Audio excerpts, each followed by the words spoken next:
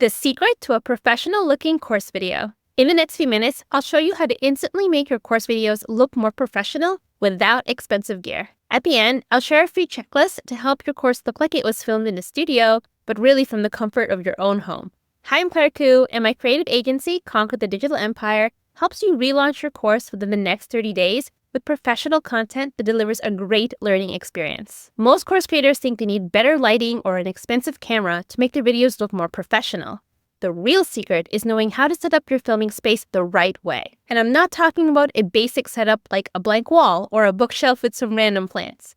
Basic won't cut it if you want to establish your authority and stand out from the competition. That's why we follow a simple 3-step checklist to set up a filming space that looks professional, reinforces your expertise, and aligns perfectly with your brand. Let me show you how we apply these steps to our client, Brittany. I'm actually going to pull up her welcome video that we filmed and walk you through each step so you can apply them to your own workspace. Step 1, the background.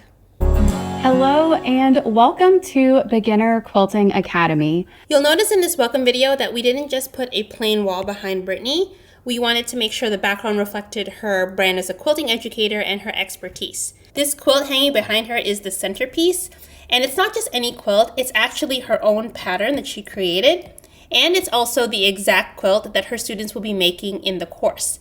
And this subtly reinforces Brittany's credibility and connects students with the end result that they're working toward. You can do the same by adding items to your background that reinforces your experience and directly connects with what you're teaching. Think of things like a finished product, tools that you use, or other branded materials. You can also place items in your background that you plan to use later. For example, we kept this ironing board in the background because we would be filming an overhand angle of Brittany using it in future lessons. So instead of moving it in and out of the shot, we left it in place, which saved us a lot of time. Sometimes leaving practical items in the shot can actually add authenticity and keep the setup looking natural. Step 2, props. When choosing props, we carefully chose ones that were going to add visual interest and hint at the upcoming lessons. For example, in the next video, Brittany was going to be talking about essential supplies. So that's why we've got the sewing machine over here, some small pile of fabric over there, and even the course workbook that the students have access to, all on the table. So when choosing props, think of what materials or tools your students will use later, and this will give your students a little preview of what's coming and helps build anticipation. And make sure to position props so that they don't clutter your shot. So for example, we placed the sewing machine off to the side of Brittany so that it wouldn't block her while she's talking. Step 3, colors. So colors are one of the most powerful tools for guiding attention in your shot. For Brittany's setup, we considered both the colors of her wardrobe and the colors of the background to ensure that the shot felt balanced. So Brittany brought several sweater options, and we ended up choosing this muted green sweater because it perfectly complemented the colors of the quilt behind her. See how it has green up there? But it also helped ensure that she stood out while still feeling aligned with the background. My advice is to choose clothing that gives you enough contrast from the background so that the focus stays on you.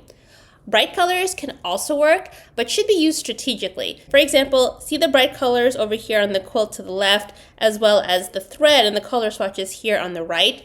Those add depth and visual interest without distracting from Brittany, especially because they're positioned towards the sides, so everything is actually framing her in the center. Now, if you're filming in a room with white walls, it's easier to play with multiple colors and contrast in your shot.